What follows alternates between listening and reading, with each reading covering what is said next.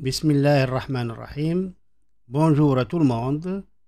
J'ai consacré cette vidéo à cet exercice qui est extrait du concours ENSAM 2016. Mais dans la solution que j'ai fait pour cet exercice, puisqu'il a été donné comme QCM, il y avait des propositions à choisir, j'ai travaillé avec la technique des cas particuliers. J'ai choisi UN10N, la suite UN10N est égale à une constante et nous sommes arrivés au résultat voulu en éliminant les 4 questions. Les 4 propositions, il nous restait une seule. Mais ici, je vais raisonner ou bien donner une démonstration rigoureuse pour ce type de questions. Donc, l'énoncé, alors, soit UN une suite convergente telle que pour tout n de grand N, on a UN est compris strictement entre 1,5 et 1. On considère la suite xn10n définie par son premier terme x0 est égal à u0 et xn10n plus 1 égale xn10n plus un10n plus 1 sur 1 plus xn10n un10n plus 1. Donc, il s'agit de calculer la limite quand x tend vers plus l'infini de xn10n. Alors, je commence par une étape d'analyse, ce qu'il faut faire toujours pour des questions qui sont un peu difficiles, qui demandent de réflexion. Donc, on va analyser les données que nous avons ici. Alors, UN est une suite convergente. Donc, on peut poser la limite quand n tend vers plus l'infini de UN10n est égal à alpha. Et puisque nous avons un encadrement de UN10n, UN10n est compris strictement entre 1,5 et 1, alors, en utilisant les propriétés des limites et comparaison, donc nous avons la limite de quand n tend vers plus l'infini du n va être nécessairement supérieur ou égal à 1,5 et inférieur ou égal à 1. Donc, alpha, il est supérieur ou égal à 1,5 et inférieur ou égal à 1. D'une part. D'autre part, on va analyser cette relation-là, la relation entre xn10n plus 1 et xn10n. Alors, et puisqu'on a xn10n plus 1 est égal à xn10n plus un10n plus 1 sur 1 plus xn10n un10n plus 1, bon, on peut laisser cette relation sous cette forme et passer à la limite si on suppose que xn10n est convergente. Mais il faut bien sûr que le dénominateur soit différent de 0. Pour ne pas entrer dans ces discussions, on peut écrire cette relation sous cette forme xn10n plus 1 facteur de 1 plus xn10n un10n plus 1 égale à xn10n plus un10n plus 1. On va supposer dans cette étape que xn10n est convergente et on va voir qu'est-ce que ça va donner pour sa limite. Alors, si la suite xn10n est convergente, on va poser bien sûr la limite quand n tend vers plus l'infini de xn10n égale à L. Alors, en faisant le passage à la limite, puisque xn10n est convergente et un10n est convergente, et bien sûr, la limite de xn10n plus 1 elle est égale à la limite de xn10n qui est égale à L. Et aussi, la limite de un10n plus 1 est égale à la limite de un10n qui est égale à alpha. Donc, on va passer aux limites dans cette relation qu'on appelle passage à la limite. On obtient donc L facteur de 1 plus L fois alpha égale à L plus alpha. Voilà.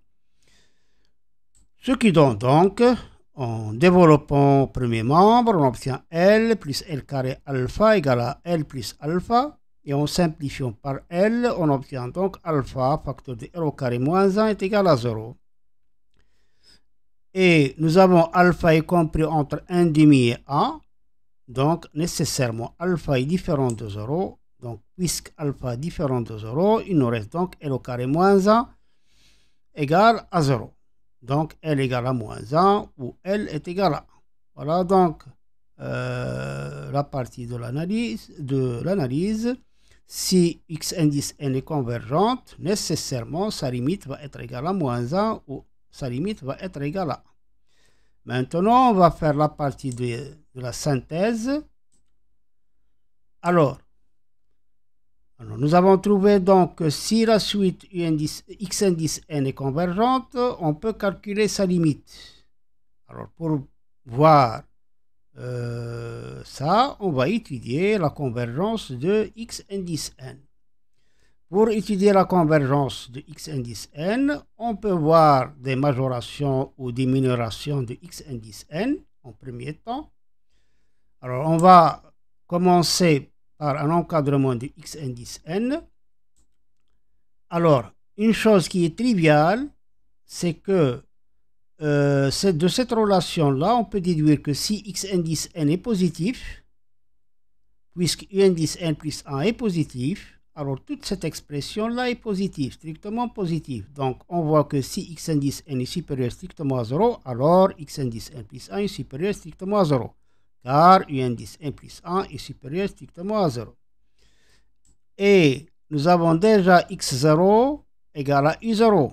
u0, elle est supérieure à 0 d'après les hypothèses sur un, puisque un est compris entre 1,5 et 1, strictement. Donc, u0 il est positif. Donc, x0 est positif. Donc, nous avons donc, si x indice n est supérieur à 0, alors x indice n plus 1 est supérieur à 0. Et le premier terme, x indice 0, supérieur strictement à 0, c'est le principe de récurrence. Alors, on déduit par récurrence que, quel que soit n appartient à grand N, x indice n est supérieur strictement à 0. Maintenant, puisque nous avons la limite de, si on suppose que la suite x indice n est convergente, nous avions vu que L égale à 1 ou L est égal à moins 1. Cette remarque-là va nous permettre d'éliminer le cas L est égal à moins 1. Donc, nécessairement, la limite de x indice n va être égale à 1. Relation que j'ai appelée une. Si la suite x indice n est convergente, alors L est égal à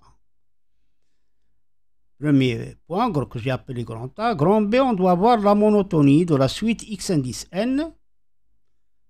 Pardon, avant la monotonie, je vais situer, puisque A, si on veut dire, ce n'est pas le point fixe de cette fonction, parce qu'il y a deux suites, c'est le cas échéant de la limite de u indice n, de x indice n.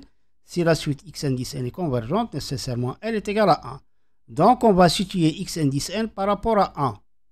C'est-à-dire, on va voir est-ce que x indice n est supérieur à 1 ou bien inférieur à 1. On calcule donc la différence. X indice n plus 1 moins 1 égale, donc on remplace x indice n plus 1 par son expression, moins 1.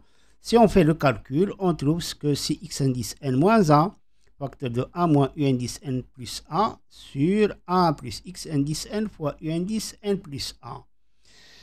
Alors, nous avons bien u indice n plus 1, il est inférieur strictement à 1. Donc, ce terme-là, il est positif. Le dénominateur, d'après ce que nous avons trouvé, il est positif.